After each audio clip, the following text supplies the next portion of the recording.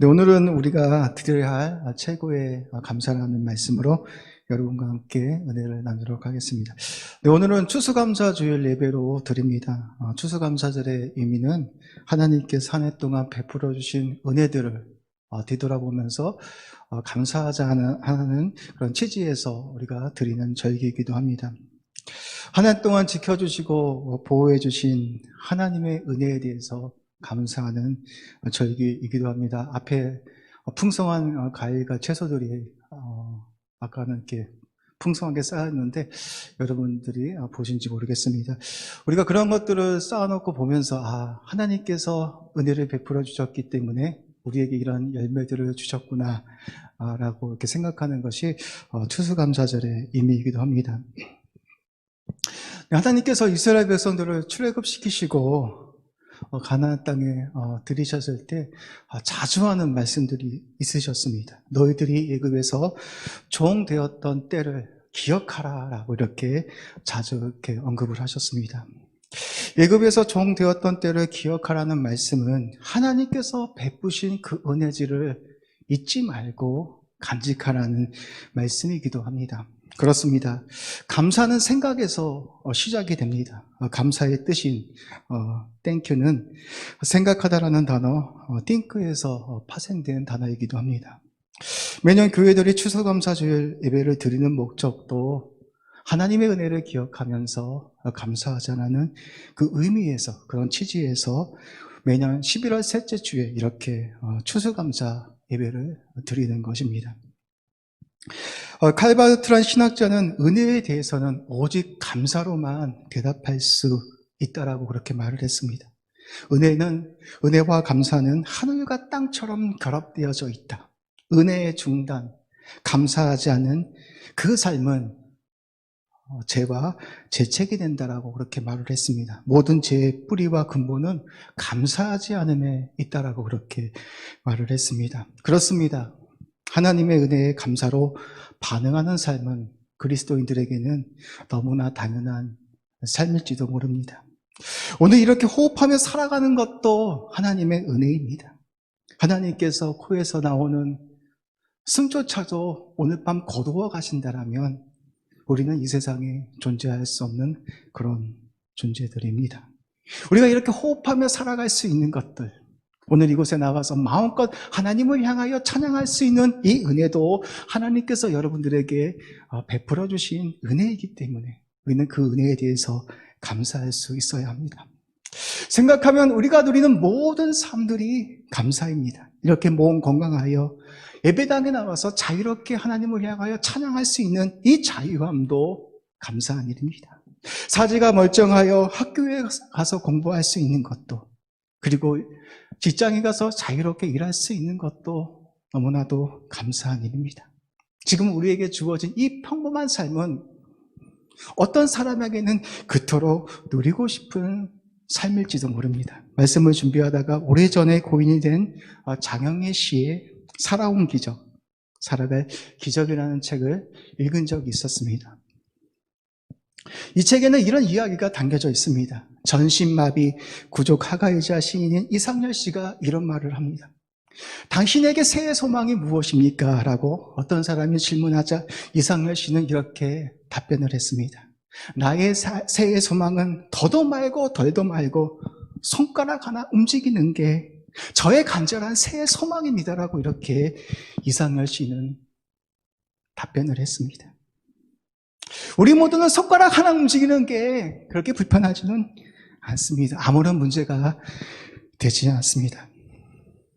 이렇게 건강한 몸으로 오늘도 살아갈 수 있는 이 은혜가, 이 감사가 얼마나 감사한 일인지 모른 채 우리가 살아가고 있는지도 모릅니다.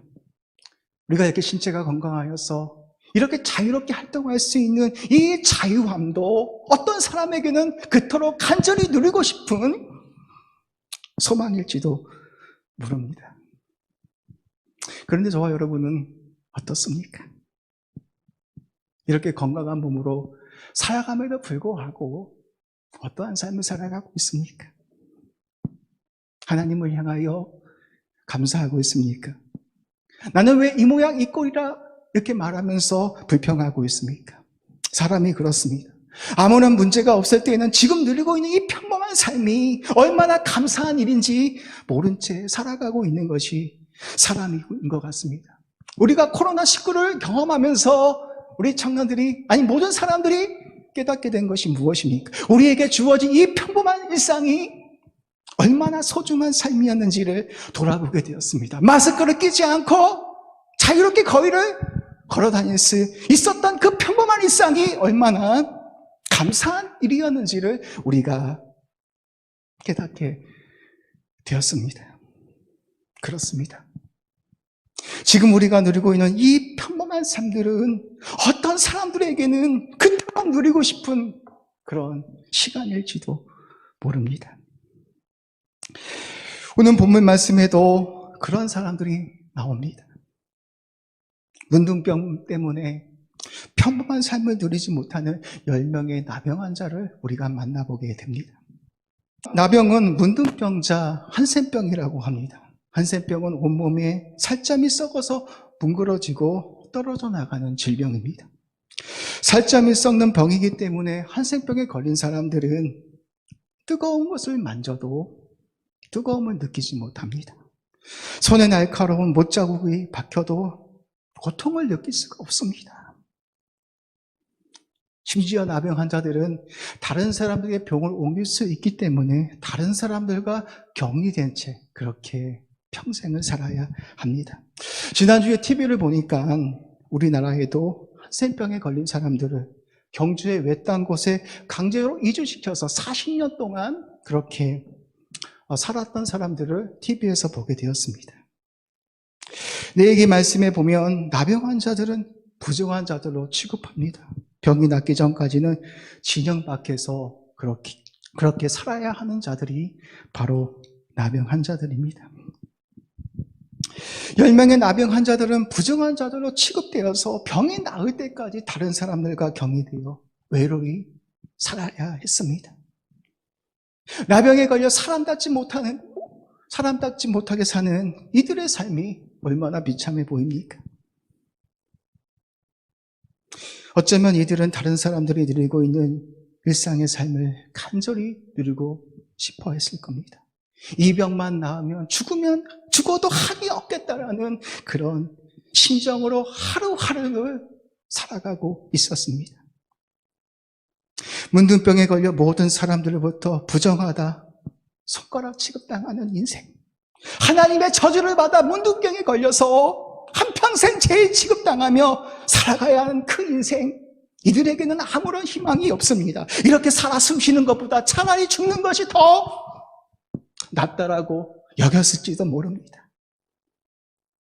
이렇게 지지리도 버겁는 인생, 그렇게 하나님을 향하여 한없이 한탄하며 그렇게 살아야 할 인생이었을지도 모릅니다. 누구도 위로해 줄 수 있는 사람이 하나도 없습니다. 왜 하나님이 나를 이렇게 비참하게 만들어 놓으셨냐라며 하나님을 향하여 한없이 원망하고 싶었을 것입니다. 그렇게 다른 사람과 격리되어 비참하게 살아가다 끝날 수밖에 없는 그 인생 가운데 예수님이 찾아오십니다. 이들은 예수님이 자신의 마을에 들어온 것을 보고 어떻게 합니까? 멀리 서서 예수님을 보면서 온 힘을 다해서 소리쳤다라고 그렇게 말하고 있습니다. 예수 선생님이여, 나를 긍휼히 여겨주셔서 나의 병을 고쳐달라고 그렇게 예수님을 향하여 간절히 외쳤습니다. 이번 기회가 아니면 더 이상 희망이 없다라는 그 심정으로 예수님을 보자 멀리 서서 예수 선생님이여, 나를 긍휼히 여겨달라고 그렇게 외쳤습니다. 우리 다 같이 오늘 본문 17장 11절에서 13절 말씀 한번 읽어보도록 하겠습니다. 나병 환자들이 어떻게 했는지 우리 천천히 한번 읽겠습니다. 시작. 예수께서 예루살렘으로 가실 때에 사마리아와 갈릴리 사이로 지나가시다가 한 마을에 들어가시니 나병 환자 10명이 예수를 만나 멀리 서서 소리를 높여 이르되 예수 선생님이여, 우리를 불쌍히 여기소서 하오늘. 아멘. 지금 이 장면을 한번 여러분들이 상상해 보십시오.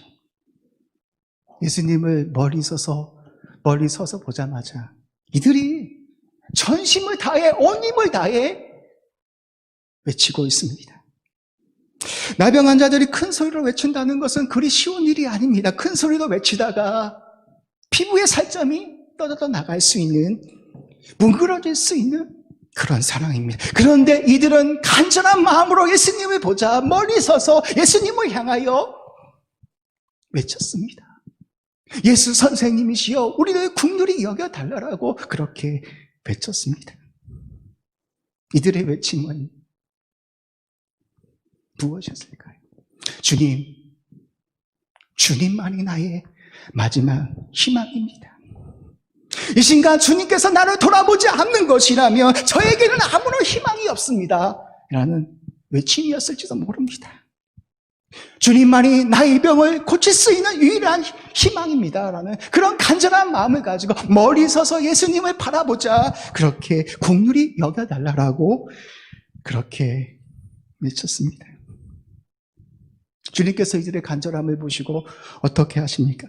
14절 말씀에 보면 주님께서 이렇게 말씀합니다. 보시고 이르시되 가서 제사장들에게 가서 너희 몸을 보이라라고 그렇게 말씀합니다. 주님은 이들의 간절한 외침을 외면하지 않고 돌아보셨습니다.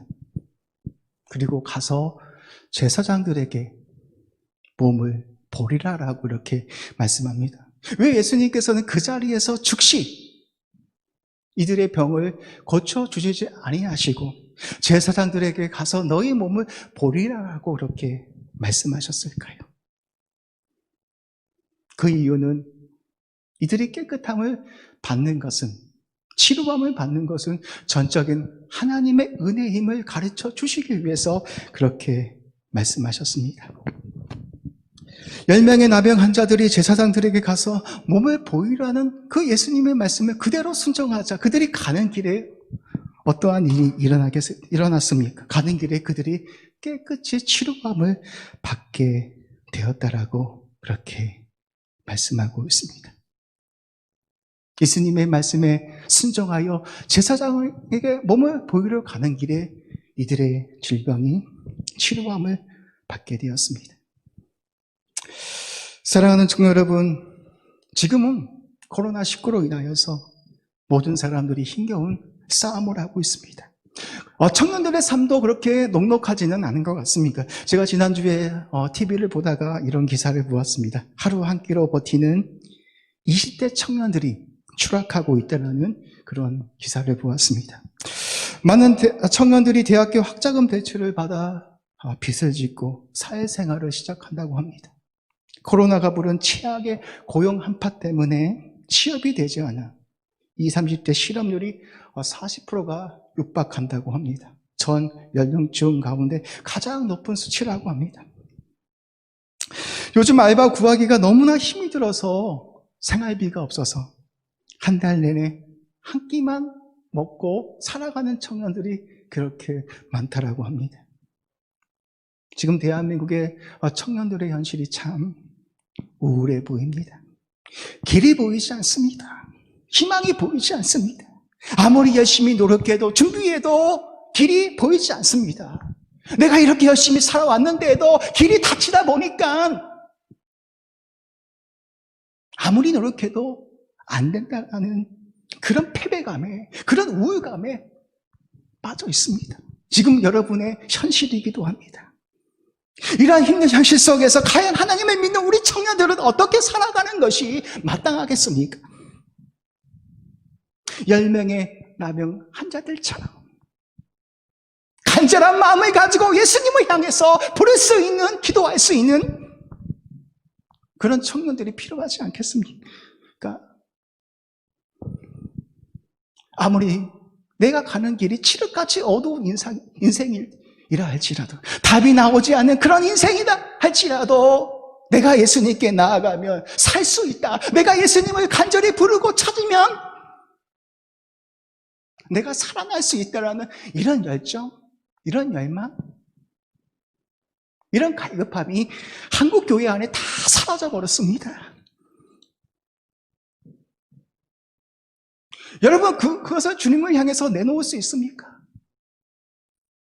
내가 이렇게 죽을 만큼 힘든데, 내가 하나님 앞에 나와서 그렇게 기도할 수 있는 열정? 그거 있습니까? 그냥 고민하다 끝나지. 주님께서 알아서 해 주시겠지? 그렇게 살아가고 있지는 않습니까? 지금 우리에게 필요한 것은 희망이 보이지 않는 이 시대 가운데 우리에게 진정으로 필요한 것은 이 10명의 나병 환자들처럼 예수 그리스도를 바라보면서 간절한 마음으로 외칠 수 있는 그 사람들이 필요합니다. 기도할 수 있는 사람, 골방에 들어가서 하나님을 향하여 1시간 이상 기도할 수 있는 그 사람, 그런 사람이 필요합니다. 여기서 제가 기도를 하자고 하면 뭐 기도하는 분들도 있겠지만 그냥 묵상하다 가시는 청년들이 참 많이 있습니다. 안타까운 일입니다. 성막에 보면 마당들이 있고 그 안에 성소가 있고 하나님의 임재가 있는 지성소가 있습니다. 우리의 기도는 하나님의 임재가 있는 그 지성소 안으로 들어가서 여러분과 하나님이 먹고 나눌 수 있는, 인격적인 관계를 나눌 수 있는, 여러분이 기도 드릴 때 그분께서 여러분에게 말씀하시고 은혜를 받는 그 깊은 곳까지 들어가셔야 합니다. 그 힘이 없는 것이라면, 그 은혜가 없는 것이라면 우리는 교회를 다니지만 세상 사람들과 똑같이 그렇게 무너질 수밖에 없습니다. 여러분, 아닙니다. 하나님은 능력이십니다. 하나님은 간절히 찾는 자, 기도할 수 있는 자, 내가 힘들고 어렵고 절망 가운데 있다 할지라도 그분을 향하여 의지하고 간절한 마음으로 그분을 찾으며 기도할 수 있는 자에게 힘과 능력을 주시며 하늘에서 임하시는 그 은혜와 사랑이 우리에게 필요합니다. 로마서 8장에 보면 바울이 이런 말을 하지 않습니까? 환난이나 박해나 공고나 기근이나 적신이나 위험이나 칼이나 사망이나 생명이나 천사들이나 현재일이나 장래일이나 높음이나 그 깊음이라도 우리 주 예수 그리스도 안에서 그 어떤 것도 우리를 끊어낼 수 없다. 우리를 사랑하시는 이로 말미암아 우리가 넉넉히 이긴다라고 그렇게 고백하고 있습니다. 우리를 사랑하시는 이로 말미암아 우리에게 찾아오는 모든 어려움들을 우리는 넉넉히 이길 수 있습니다. 그 힘이 필요합니다. 하늘에서 내려오는 하나님께서 붙들어 주시고 일으켜 주시는 그 은혜, 그 사랑, 그 능력이 우리 청년들에게 필요한 것입니다. 근데 이 시대는 그렇게 기도하는 사람들이었습니다. 하나님을 의지하는 사람들이었습니다.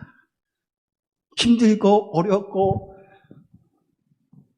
아파도 살아계신 하나님을 향하여 간절히 나와서 기도하는 사람들이 별로 없습니다. 그런 자들이 일어나줘야 합니다. 저는 여러분들이 그런 사람들의 한 명이기를 바랍니다.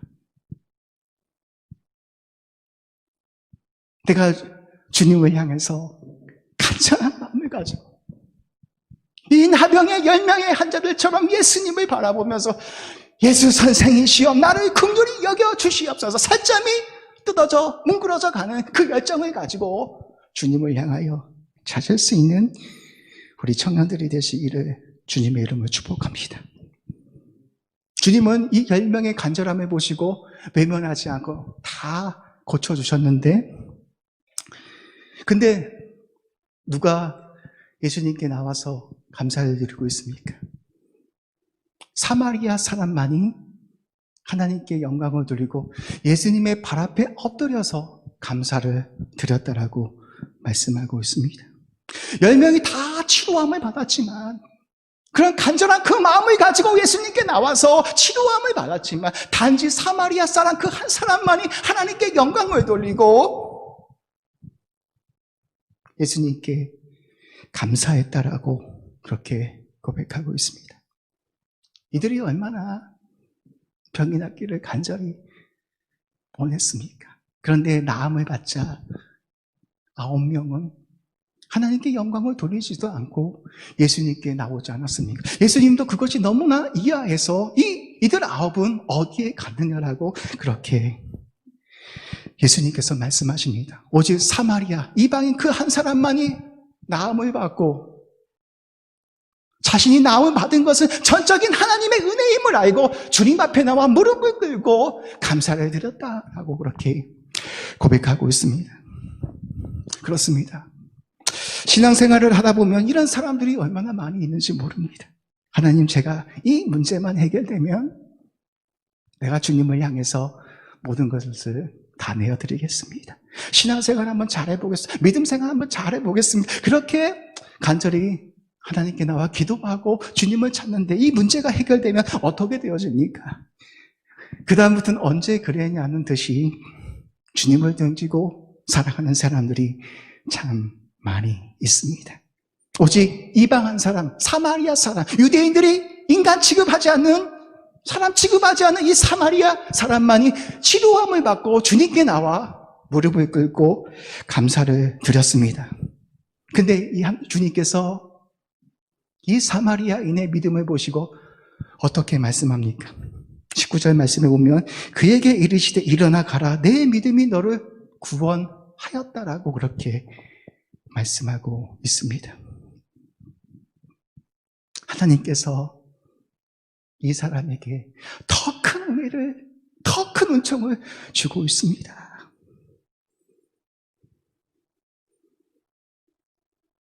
사랑하는 청년 여러분, 이 세상을 살아가면서 가장 귀한 축복이 무엇입니까? 여러분의 소원이 이루어지는 것? 이 간절한 10명의 나병의 환자들의 질병이 치료해지는 것?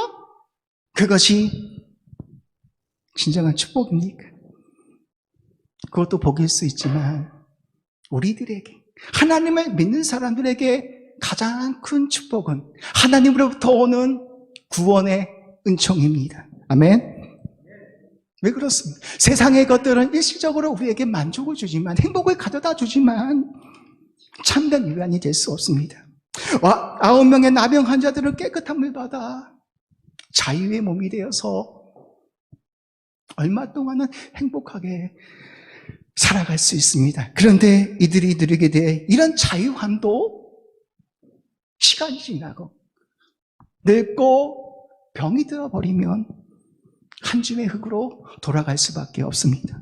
그 다음에는 하나님의 심판이 기다리고 있습니다. 영원한 사망과 영원한 생명이 기다리고 있습니다.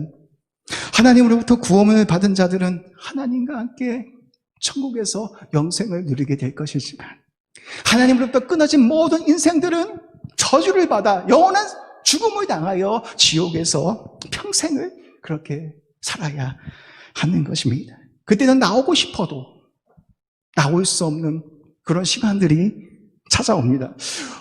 요즘에 강단에서 천국과 지옥에 대해서 설교를 하지 않으니까 많은 사람들이 천국과 지옥에 대해서 잘 믿지는 않습니다. 여러분, 성경을 보십시오. 천국과 지옥은 있습니다. 단테는 이런 말을 했습니다. 지옥에 들어온 자들은 모든 희망을 버려야 한다. 이 말은 무엇입니까? 나오고 싶어도 나올 수 없는 그 시간이 우리에게 오는 것입니다. 이 세상의 것들을 가지고서는 우리는 하나님의 구원 안에 들어갈 수 없어요. 부와 명예와 권력을 가진다 할지라도 우리는 그 구원 안에 들어갈 수 없습니다. 근데 하나님께서, 주님께서 이 사마리아인에게 어떤 은혜를 주십니까? 구원의 은총, 내 믿음이 너를 구원하였다라는 구원의 은총을 주시고 있습니다. 여러분, 우리가 구원은 어떻게 받습니까?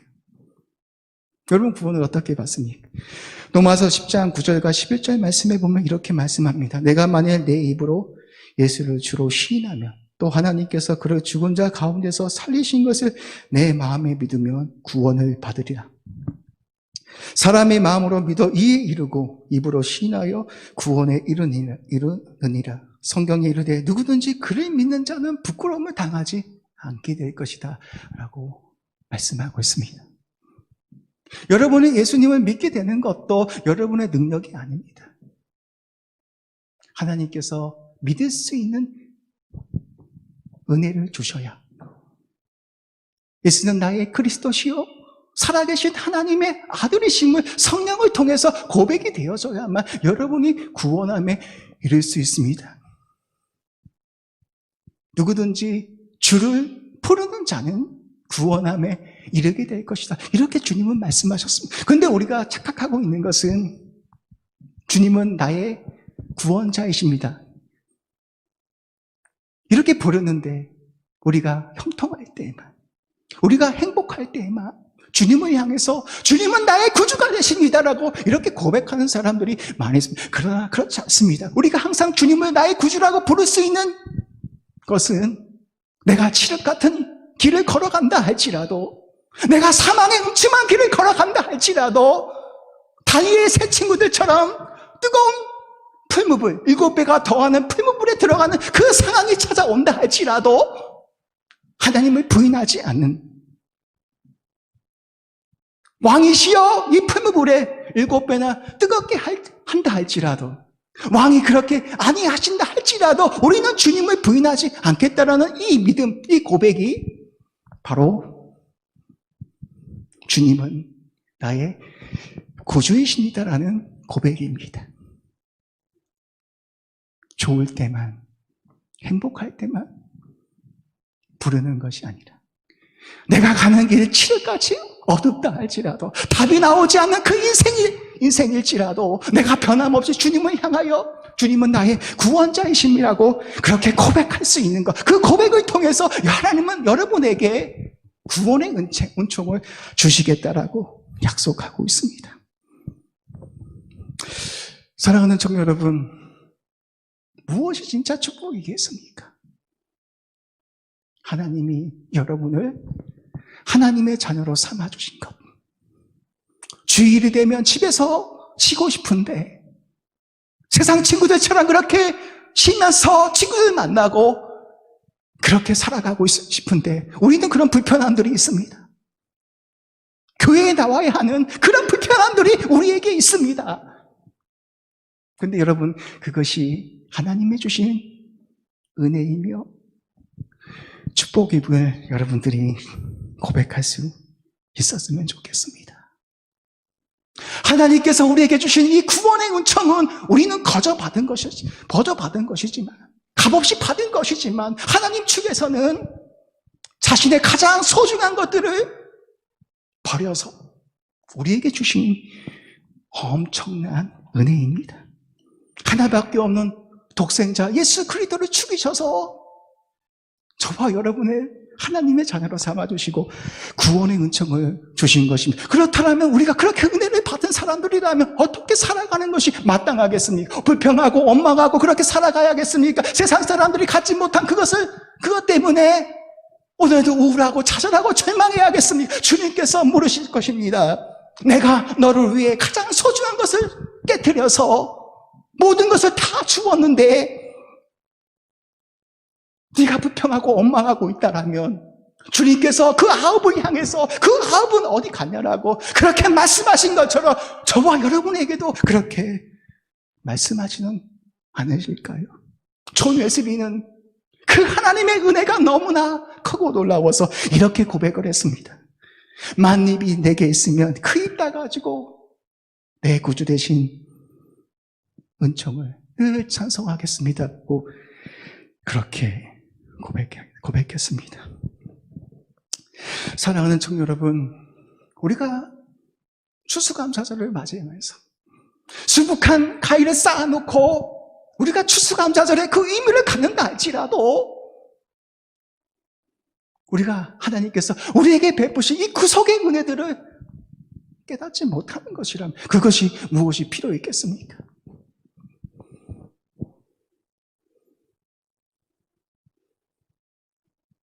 하나님은 자신이 가장 소중한 예수 그리스도를 못 박아서 여러분에게 하나님의 자녀라는 구원이라는 그 은총을 드렸습니다.